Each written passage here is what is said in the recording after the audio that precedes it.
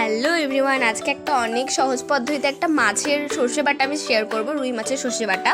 তো এখানে আমাদের এটা মিক্স করে নিতে হবে। এর মধ্যে আছে হচ্ছে সর্ষে, পোস্ত আর কাঁচা লঙ্কা।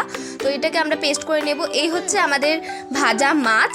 তো এবার আমরা কড়াইয়ে একটু তেল দিয়ে নেব এবং তেলের মধ্যে আমাদের কিছু ফোড়ন দিতে হবে, যেমন শুকনো লঙ্কা আর কালো জিরে। তো এবার এটাকে আমরা একটু নাড়াচাড়া করে নেব।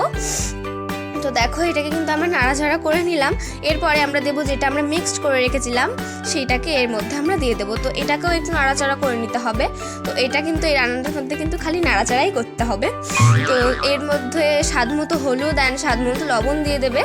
তো এটাকেও কিন্তু আমাদের অনেক সুন্দর করে নাড়াচাড়া করে নিতে হবে, যাতে সব কিছুর মধ্যে মিশে যায়।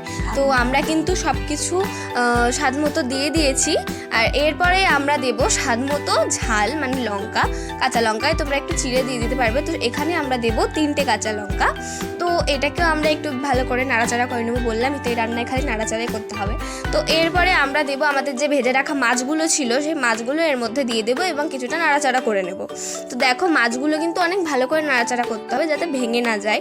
তো এই যে আমাদের রান্না কিন্তু পুরোটাই ডান। তো এবার যারা একটু মাখা মাখা খাবে এখানেই নামিয়ে নেবে, আর যারা ঝোল খাবে তারা একটু জল দিয়ে দেবে। তো আমরা ঝোল খাবো বলে একটু জল দিয়ে দিলাম।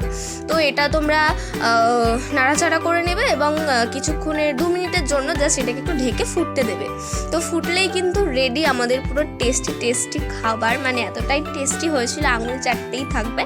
তো এই হচ্ছে আমাদের পুরো ডান হয়ে গেছে রান্না।